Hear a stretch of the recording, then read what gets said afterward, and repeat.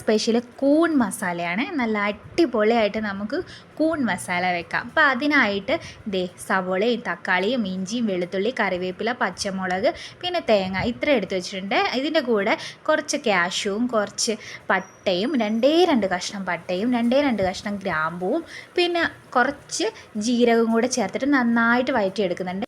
ശേഷം ഇതിനകത്തേക്ക് പൊടികളായിട്ട് മഞ്ഞൾപ്പൊടി മുളക് പൊടി മല്ലിപ്പൊടി ഗരം മസാല ചിക്കൻ മസാല ബിരിയാണി മസാല ഇത്രയും ചേർത്തിട്ട് നന്നായിട്ട് ഒന്നുകൂടി ഒന്ന് വഴറ്റിയെടുക്കുന്നുണ്ട്. ഇനി ഇത് തീ ഓഫ് ചെയ്ത് വെച്ചിട്ട് തണുക്കാൻ വേണ്ടിയിട്ട് മാറ്റി വെക്കാം. ഈ സമയത്ത് കൂണ് വൃത്തിയാക്കുന്നുണ്ട്.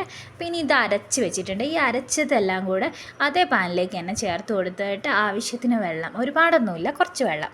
ഉപ്പ് ഇതുവരെ ഒന്നിലും ചേർത്തിട്ടുണ്ടായിരുന്നില്ല, അതുകൊണ്ട് ഇപ്പോൾ വേണം ഉപ്പിടുന്നത്. എന്നിട്ട് ആ അരപ്പൊന്ന് തിളച്ചതിന് ശേഷം മാത്രം കൂണിട്ട് കൊടുക്കുക.